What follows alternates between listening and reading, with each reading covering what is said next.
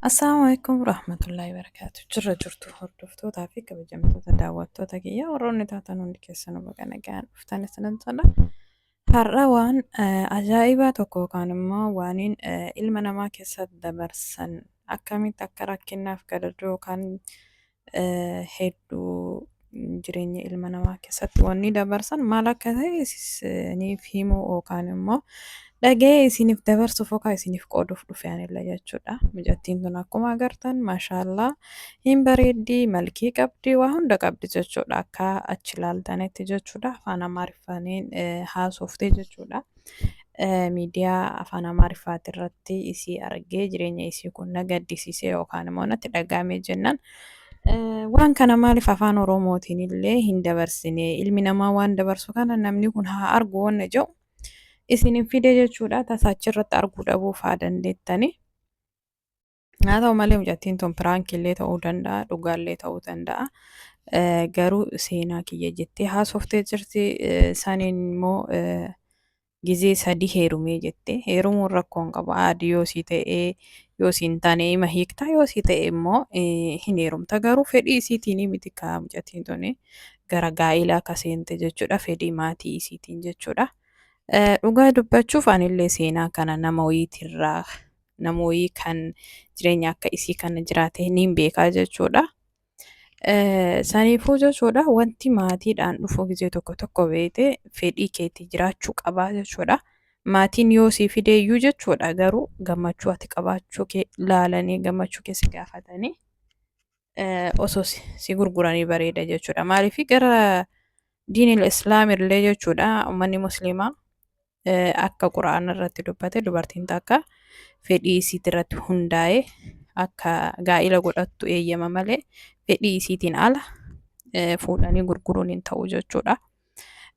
Jaarsi kiyya awwalaa nama guddaadha jette. Baay'ee nama guddaadha. Ka'isiidhaan hedduu walitti hin dhufne haadha isiitiin kan qixxee ta'ee jechuudha. Abbaa fi haati isii immoo gargar bahanii jiranii. Haadhaa fi abbaan isii gargar waan bahaniif isiin akaakayyuu biratti yookaan immoo haadha biratti jidduu lamaan kana keessatti guddattee mucattiin tun jechuudha. Maaliif haadhaa fi abbaan isiitu wal hiikanii jiranii jireenya isaa isii keessatti wanta maatii jedhamu san hin argine jechuudha. Osoo haadhaa fi abbaan isii maaliif akka wal hiikanillee beekuu baannus namni tokko wanta argite obsa jedhamu tokko yoo beeke yoo arge of fuuldura jireenya isaa keessatti illee wanta obsa jedhamu san haadha ofiitirraa baraa jechuudha. Haa ta'u malee sunis riskii rabbi harka jirti. Riskii rabbi immoo yoo ofii jedhee malee namni jedheemaaf qofa bicha lafaa bahee yookaan lafaa dhufee wanti sii kennamu tokko hin jiru jechuudha. Saniifuu gizee jaarsi lammaffaa akka malee jechuun xiqqoo diinii qaba natti fakkaatee akka jettutti jechuudha. Haa ta'u malee akka isiin manaa baatu hin barbaadu, akka isiin gurdeemtu hin barbaadu. Isaan wal hiikuu waan barbaaduuf qofa warqii akkanaa bitu goosisee ni dadhabee achiin boodammoo akkana hiikuu godhee walirraa hiikkanne jette garuu iqaaba godhadhu naan jee jette. Iqaaba fedhii kiyyaan malee fedhii keetiin hin godhadhu. Yaani fedhii isaatiin jechuun fedhii isiitiin jechuun gaafa isiin sammuu fi of amansiistee jechuudha. Sirriidha of amansiisanii yoo godhatan malee osoo of hin amansiisin iqaaba godhatanii iqaaba ofirraa mulquun hin ta'u. Dhugaa isiitii kanarratti jechuudha. Bas innummaan godhadhu iqaaba godhadhu deemi jechuudhaan isi godhachiisuu hin danda'u. Wanta tokko fedhii sammuu keetii yookaan immoo yaada keetirraa yoo ka'e wanti hunduu bareeda jechuudha.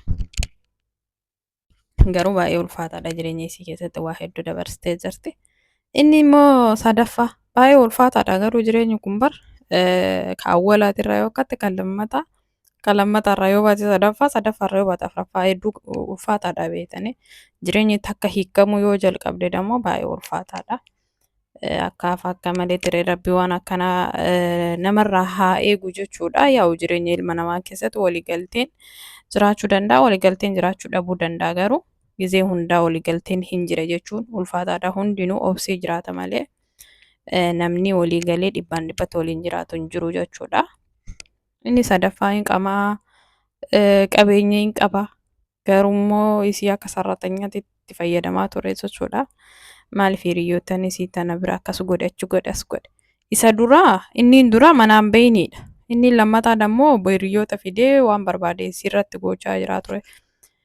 Innaa baay'ee tokko dhugaa mucattiin tun baay'ee na gaddisiiste maaliif jireenya maatii isii keessatti hin gammanne deebitee dammoo gara jaarsaatiin illee hin gammanne san hunda gattee maatiillee gattee jaarsallee gattee amma biyya hambaa keessa jiraatti yaa'u Itoophiyaallee ta'u kaa ganda isiitirraa fagaatteetiin hin jirti.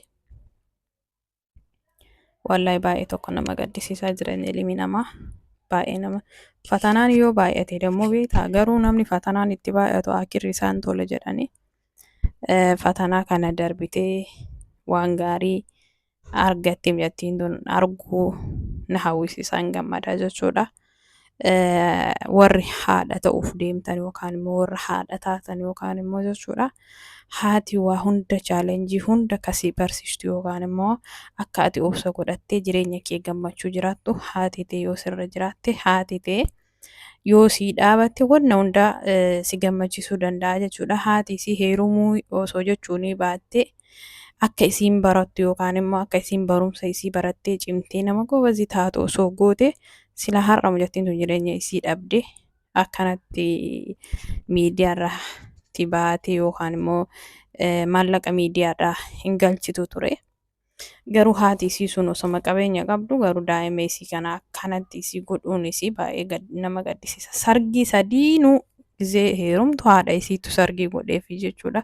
Osoo waan sargiin gootu san daa'ima ofiitti hin barsiiste bakka guddaa akka isiin geettu osoo goote si galee baay'ee tokko bareedaa ture. Haa ta'u malee isiin akkanatti jireenya isii balleessite haati isii jechuudha. Yaa fuulduraaf immoo jireenya gaarii akka jiraattu abdiin guddaan qabaa sinan jedha waan kanarraa. Waa hedduu barachuu dandeettanii yookaan obboleeyyan ta'uu danda'a yookaan obboleessa kee ta'uu yookaan immoo intala ta'e ta'uu dandeetti yookaan intala abbeeraa ta'e ta'uu dandeetti. Gaafa rakkoo isii irra gahee rakkoo isii san akka baatu gochuun dirqama keeti jechuudha. Saniifuu dubartii takka fedhii isii malee akka gaa'ela godhattu osoo godhamuu baate bareeda jechuun bara kanallee akkanoonni akkanaa kun hin jira yoo jedhamu baay'ee ulfaataadha beetanii. Anillee mucattii wayii akkanatti kamaatiidhaan heerumteetiin akira wal ta'uu diddee ka hiikattee hin beekaa jechuudha. Haa ta'u malee gizee tokko maatiidhaan illee yoo ka heerumtan taate obsa qabaachuun akkasisnin jedha guutuu isaa yoo dhaggeeffatu barbaaddanii miidiyaa kana irra deemaatiin ilaalaa sinin jedha. Na daawwatu keessaniif hedduu galatoomaa waa hedduu irraa bartan jedhee abdii guddaa qaba. Baay'ee tokko dubartii bira dhaabbatuun bareeda sinin jedha. Assalaamu alaikum rahmatullahi wa barakaatu.